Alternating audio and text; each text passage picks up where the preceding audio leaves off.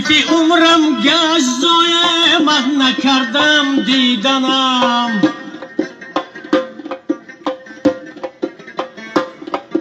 روزگارم تیره گشت یک دم نیاسودم ز غم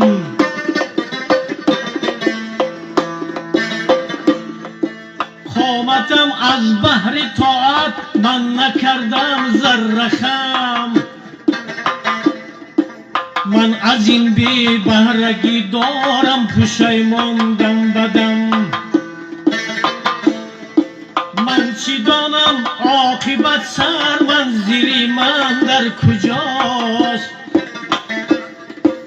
من چی دانم عاقبت سرمنزلی من در کجاست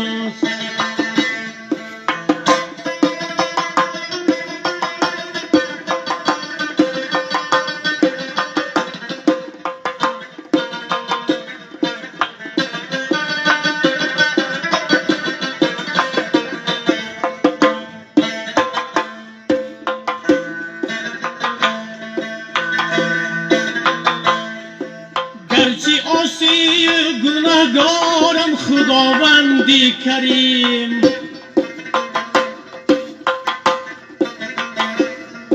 رحمتت دایم به جوش جمله احسانت امین تشنه را سیراب کن از دریای رحمان و رحیم من چی دانم که چی باشد تقدیری روزی ازل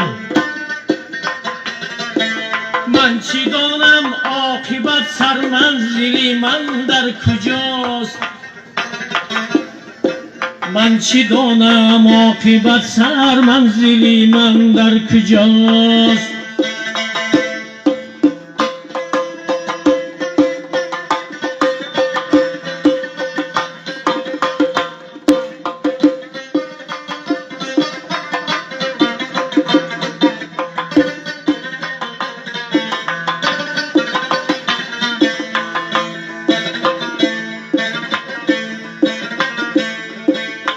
قریب است عمرم آخر منزل من زیر خاک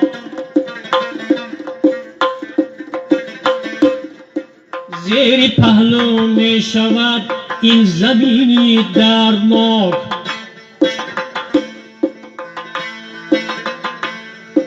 می خورد این جسم نازک را در آنجا کرم و خاک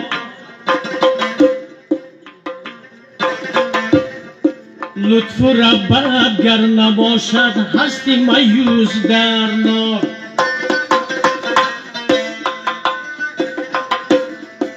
من چی دانم عاقبت سرمنزلی من در کجاست من چی دانم عاقبت سرمنزلی من در کجاست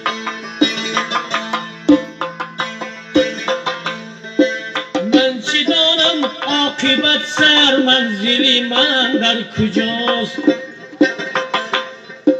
من چی دانم عاقبت سرمنزلی من در کجاست